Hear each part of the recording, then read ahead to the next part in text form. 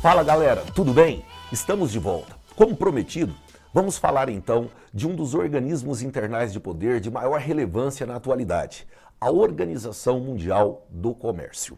Já falamos desse tema quando debatemos o que? A Conferência de Bretton Woods de 1944, que criou o Acordo Geral de Tarifas e Comércio. Porém, naquele momento, era a proposta de uma organização internacional, que não vingou.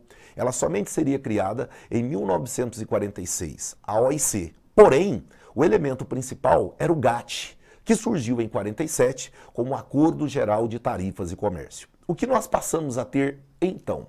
É muito importante entender que durante a bipolaridade prevaleceu uma ideologia extremamente protecionista, onde os países visavam proteger os seus mercados em razão até do pano de fundo ser uma questão de cunho político e ideológico, a oposição entre o socialismo e o capitalismo. Então vejamos, somente na década de 90, quando já temos uma ordem considerada multipolar, é que vamos ter realmente a criação de um organismo mundial de comércio com força de organismo internacional.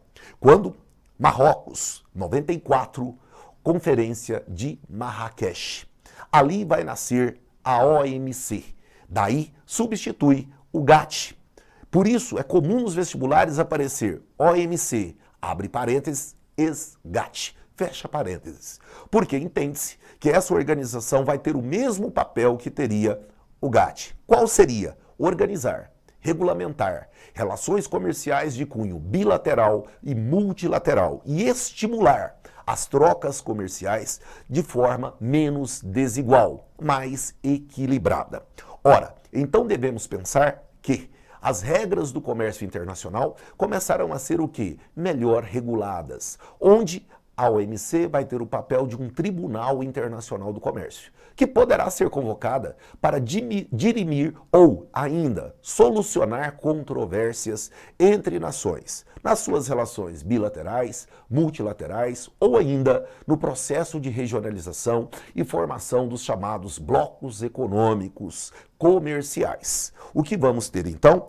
Esta entidade vai substituir o GATT e vai passar a ter um peso maior, pois não se trata meramente de um mero acordo, que pode ser quebrado a qualquer momento sem maiores penalidades. Não, temos um organismo internacional com países membros, os quais farão parte de tratados que, se quebrados, vai envolver uma série de direitos e de deveres.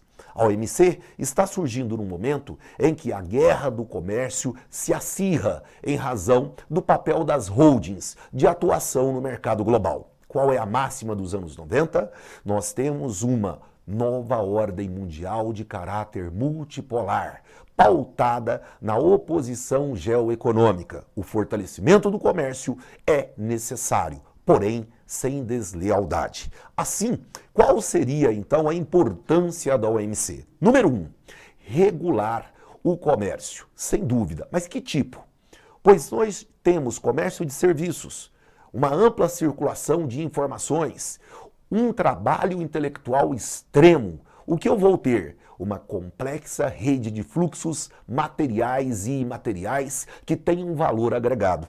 Então eu preciso regulamentar os direitos de propriedade, preciso regulamentar o direito do comércio do serviço, e a OMC vai ter um papel extremo nisso. Principalmente porque, no final do século XX, o trabalho intelectual passa a ter um valor extremo na economia capitalista globalizada. Ora, desse modo, podemos ainda entender que para ser eficaz, a OMC adotará como principal princípio o da não discriminação. O que significa isso? O princípio da nação mais favorecida. Logo, o benefício que eu ofereço a uma nação numa relação comercial, eu devo estender a outros quando comercializar o mesmo produto com as mesmas características. O que preciso ainda? Adotar e defender o princípio da reciprocidade, onde nós devemos ter o quê? O produto importado deve usufruir das mesmas condições do produto nacional. Para que isso é tão importante? Evitar que um setor dentro do país não venha a quebrar em razão da importação de um produto de menor custo ou ainda com uma competitividade que esteja acima da minha capacidade interna de concorrência. Ora, devemos também pensar que nesse processo estamos criando mecanismos para evitar o tão famigerado dumping, ou seja, vender um produto muito abaixo do custo de produção, de modo que a minha estrutura produtiva não seja capaz de concorrer. Preciso defender o valor justo da mercadoria para garantir a manutenção de mercados e concorrência igualitária. Devemos ainda combater o subsídio. Esse subsídio, óbvio, você já vai perguntar, mas não é comum países concederem subsídios para alguns setores, como por exemplo o setor agrícola? Dizem até que se o setor agrícola não tiver subsídio, ele pode não sobreviver, o produtor pode ser extirpado da relação. Ora, é muito importante você entender, o errado não é o subsídio. Qualquer país pode ter políticas de incentivo, porque são soberanos. O que se torna errado é esse subsídio se tornar abusivo, ao ponto de não permitir que exista concorrência igualitária. Professor, mas que tipo de subsídio? Seria o dinheiro propriamente dito? Não, entenda. É interessante você entender que muitas vezes o subsídio se dá por uma política de juros diferenciada, por prazos longos para pagamento, onde eu posso estabelecer isso mediante linhas de crédito. Então é muito comum países ricos fazerem isso, principalmente na agricultura, e não permitir que países considerados pobres e ou emergentes consigam concorrer. E mais, o que está em alta agora? Os protecionismos de mercado.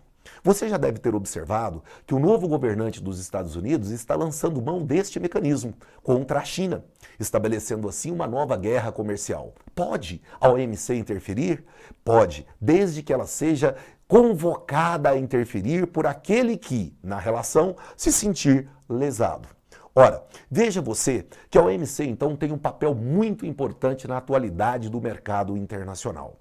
Eu convido você a entender um pouco mais dessas questões atuais nos acompanhando, pois estaremos juntos trabalhando essas temáticas de grande relevância e do seu cotidiano. Um grande abraço, te aguardo, até a próxima!